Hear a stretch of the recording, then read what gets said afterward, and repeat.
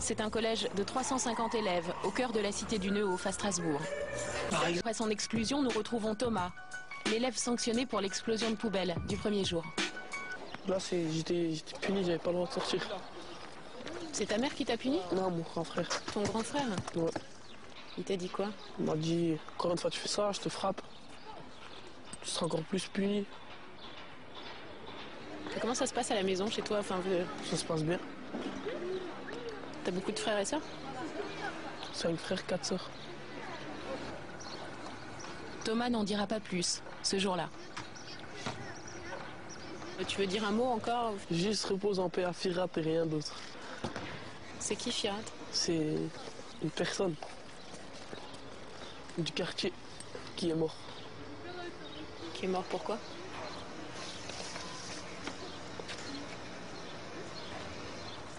Je vous dis pas moi.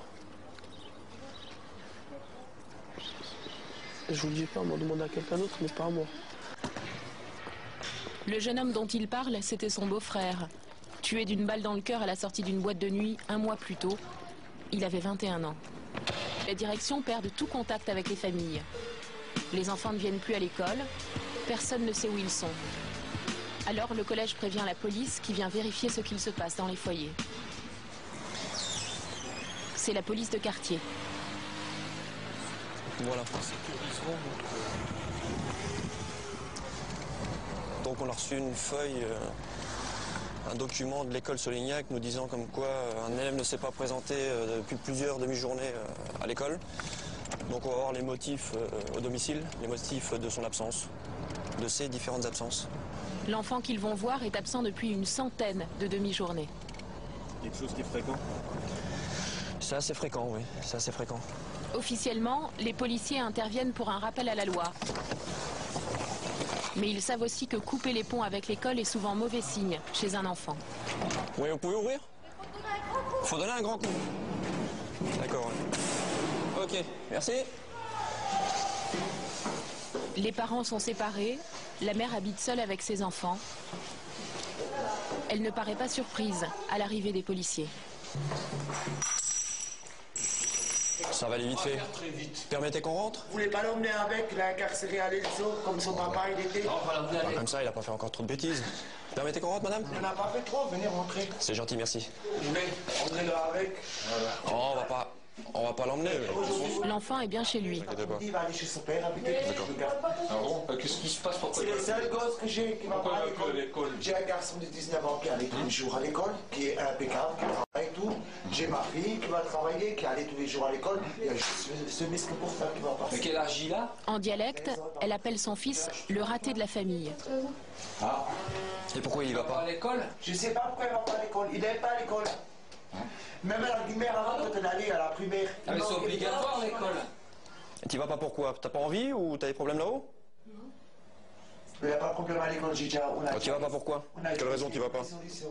Tu crois pas que tu seras mieux à l'école avec des copains? Il traîne, là, il y a les dealers, il regarde ce que les dealers ils font. Ça pourra pas durer, hein, jeune homme. Ne dis pas oui, hein, parce que sinon tu verras ce que je te fais là, hein, devant la police. Moi, je m'en fous, je me dis la police, hein. Je te tape que le samedi te cherche, hein. Dis encore oui devant la police, alors tu verras. Alors, il va falloir prendre les choses en main, madame, parce que vous êtes quand même responsable, c'est d'après la loi. Je sais, mais vous croyez que ce que je fais. Oui, je sais bien. Vous croyez que je suis assis là. Mais non, il faudra voir quand même avec... vous allez rapidement voir le responsable de l'école, là-haut. Est-ce que vous avez pris contact avec la directrice? Là, Parce que maintenant, juste pas c'est inscrit que la directrice vous a laissé plusieurs messages, le 20, le 25, le 26 mars. Sur répondeur, il n'y a jamais eu de réponse. Pour l'instant, c'est un simple avertissement. Mais vous savez très bien comme quoi vous pouvez être poursuivi pour ça. Oui, oui, je sais. Donc, il faut un petit peu... Mais c'est pas une question de le mettre en prison. C'est pas une question de mettre en prison. C'est une question qu'il faut être un peu plus derrière lui. Et il faut l'emmener à l'école et il faut voir comment régler le problème avec la directrice. Son père n'a qu'à le prendre. Moi, j'ai plus envie de m'emmerder maintenant. Je me suis emmerdé avec deux grands et... Celui-là, il respecte rien, il respecte juste son père. C'est là qui a fait de la prison des années. Des fois, comme tout. Lui, c'est son père. Vous connaissez, hein? Ouais, mais... Ok. Donc, t'as entendu? Je me suis débarrassé du père, je veux me débarrasser du fils. C'est pas une solution non plus, quoi, mais... Si, vous croyez quoi? Je vais faire toute ma vie comme ça. Un jour, je vais me retrouver en prison à cause de mes propres boss. Je suis gentil, je suis mère toute la journée à la maison, je traîne pas dehors, je fais pas la pute dehors et toute la journée je les cherche, je leur fais à bouffer, j'ai fait ce qu'il y a à faire et eux ils me remercient comme ça. Non mais où va là? Son père est dans une face, comment j'ai fait là maintenant pendant 13 ans? On verra s'il le fera. Et vous tenez son père informé, là, comme quoi il va pas à l'école? Non, je tiens à l'informer, aujourd'hui je le tiens à informer, je le ramène là-bas. Il habite à Cronenbourg. Que ce soit à Cronenbourg ou à Neuhoff, on va à l'école. Par exemple, les gamins qui te disent mais pourquoi vous faites surveillant et vous gagnez le SMIC alors que vous pourriez dealer. Ça, combien de fois on nous l'a sorti? Les écarts de langage, c'est un peu la grammaire des enfants du quartier. Les élèves s'insultent toute la journée, pour rire ou pour rien, pour s'amuser. C'est leur façon de parler. Nous partons au CLJ, le centre de police dans lequel Thomas ne voulait pas aller. Des policiers y accueillent les élèves pour leur rappeler le sens des mots et des gestes, et surtout leur traduction judiciaire. Une jeune collégienne de 6e a été convoquée. Elle a gravement insulté son professeur. Mon frère il m'a énervé. Je suis venue là en cours et j'avais les nerfs, ça fait voilà. Et ce professeur il t'avait rien fait? Non. Un outrage, tu as des gens qui sont protégés contre l'outrage. C'est quand tu dis des propos qui outragent la personne, sur un professeur, sur les pompiers, sur la police notamment, toutes les personnes qui travaillent au service public, dans les services publics. Donc ça c'est outrageant. Qu'est-ce qui s'est passé en fait? Pourquoi tu es ici? J'ai écrit sale PD sur un bout de papier et je l'ai collé sur la veste au prof. Mais pourquoi? Parce que mon frère il m'a vu énervé et j'avais les nerfs, c'est la première personne que j'ai vue, alors voilà. Oui, mais pourquoi ce prof? C'est pas parce que je l'aime pas, hein. C'est que voilà, c'est lui le premier prof que j'ai vu, alors voilà, c'est lui. Et pourquoi sale PD? Je sais pas. J'aurais dû écrire un mot encore plus grave. Non, tu connais la signification de PD? Ouais. C'est une insulte en fait, c'est ça pour toi? Mais c'est pas une insulte ça. Enfin, en vrai ouais, c'est une insulte. Mais au collège on fait que dire ça. Enfin, pas que ça, plein de trucs. Et voilà, moi il y a des gens ils me disent ça et je le prends pas tellement grave. Hein. Pour toi c'est pas tellement grave de dire sale PD à quelqu'un? Mais c'est une discrimination. Et c'est grave. Si tu t'en prends à une personne due à son homosexualité ou à sa race, c'est poursuivi et puni par la loi. Mais qu'est-ce que j'ai fait? Moi j'ai rien dit sur sa race. Oui, mais admettons que ce professeur-là soit homosexuel. Ouais. Peut-être que toi tu le savais pas, mais ça aurait pu. Et là, tu aurais été encore plus poursuivi. C'est un fait aggravant. Hein, et donc c'est beaucoup plus puni par la loi. T'inquiète, monsieur, c'est pas un PD. Pardon? Monsieur, c'est pas un PD. Ah, mais j'ai jamais dit ça. J'ai jamais pensé non plus. Je te dis les lois, les règles. L'élève écoute sans vraiment entendre, comme si deux mondes avaient du mal à se comprendre. Heureusement pour elle, l'enseignant n'a pas porté plainte. Retour au collège, c'est l'heure de la récréation. La bataille des mots a commencé.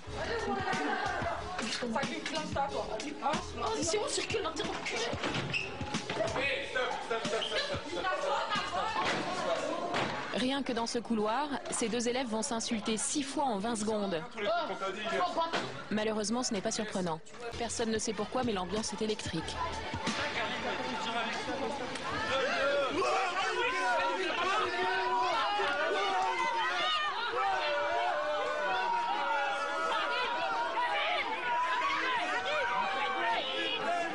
Une bagarre, 2 élèves, 4 adultes pour les séparer.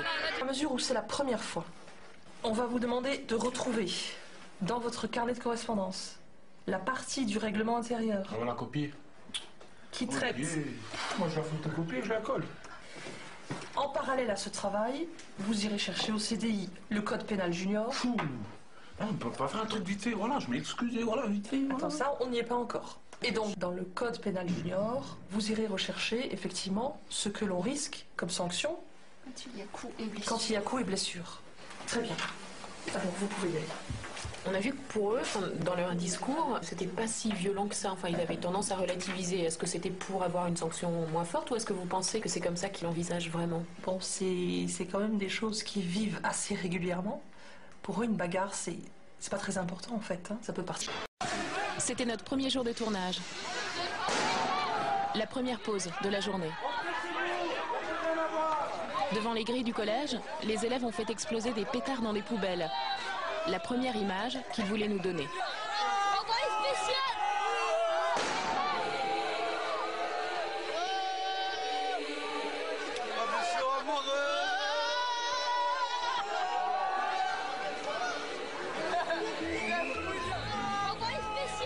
Sans grande difficulté, la principale met la main sur le jeune auteur de l'explosion.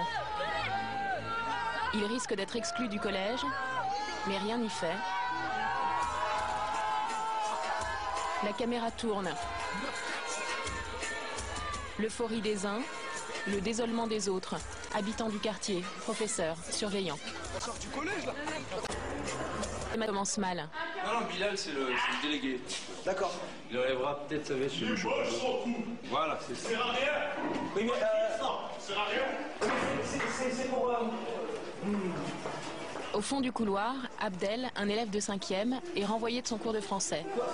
Il est très énervé. Oui, mais pourquoi tu réagis comme Moi, ça? je suis comme ça, je te dis, je suis malade, je laisse ma peste, il commence à crier. Laisse-le crier, je m'en fous. Mais tu toques à la porte avant d'entrer. Malgré la tension, le surveillant et le CPE le rappellent aux règles du collège. Alors vous toquez et quand je dirai oui, vous rentrerez. On se rend pas compte, on arrive, on fait en gros le pro-chevalier, on est en ZEP, on veut absolument faire réussir les élèves et on tombe contre des problèmes qu'on n'est pas préparé. On n'est pas préparé, on tombe contre des élèves qui préfèrent avoir un 0, 1 heure de colle plutôt que faire un travail. Des élèves qui se lèvent un peu n'importe comment, qui sont très exubérants, qui développent beaucoup d'énergie et nous pour les canaliser on perd énormément de temps, beaucoup d'énergie et on stresse. Inès Bénat, elle, ne connaissait rien du tout à cet univers. Les classes difficiles, la banlieue, sa violence. Elle arrive tout droit d'un lycée des beaux quartiers. Premier jour, j'ai débarqué sur Mars. Alors, ceux qui ont eu leur cahier de suivi, minute dehors. Jeune homme, t'as pas été invité à entrer dans ma salle? Je m'énervais pour oui, même des écarts de langage, des mots qui n'avaient pas le même sens pour moi et pour eux. Il faut décoder leur gestuelle et leur langage. Une fois qu'on a le code, ben, on peut faire avec. Là, ça devient n'importe quoi, hein, sérieusement. Les codes que propose l'école, c'est clairement pas les codes et la culture qu'ils retrouvent chez eux dans le quartier. Donc forcément, quand ils sont à l'école et qu'ils sont confrontés aux codes que l'école leur impose, entre guillemets, et ben c'est hyper violent pour eux. Ouais, des gamins qui nous disent, je dis même jamais merci à mon père, alors espère pas que je te dise merci, par exemple, ça c'est vrai. S'opposer aux enseignants amuse beaucoup certains élèves. Particulièrement quand la situation est inédite. Une caméra dans la classe, par exemple. Mesdemoiselles, vous ramenez le banc devant, s'il vous plaît. Nous sommes en cours de sport et l'enseignante connaît très bien les règles de ce petit jeu. Si tout le monde parle en même temps, on va pas s'en sortir. Ce matin, les garçons cherchent la confrontation. Ok, on fait l'appel. C'est possible de se taire? Les filles, elles, on fait l'appel. préfèrent avoir 0 que d'enlever leur manteau. Ça fait combien de fois? Ça fait 3 fois que je demande le silence. J'ai le plaisir de remettre à un certain nombre d'entre vous des distinctions que le conseil de classe, c'est-à-dire vos professeurs, vous ont accordées pour ce deuxième trimestre. Ils sont donc des modèles pour la classe. Younous, Mariam, Zakaria, Adil. Dans ce collège, un tiers des élèves est régulièrement encouragé ou félicité. Bilal. Félicité avec une mention d'excellence. Frédéric. Parmi eux, d'anciens grands turbulents que toute une équipe a su rassurer et motiver au fil du temps. Félicité avec une mention d'excellence. Souaïla. Voilà. Bravo.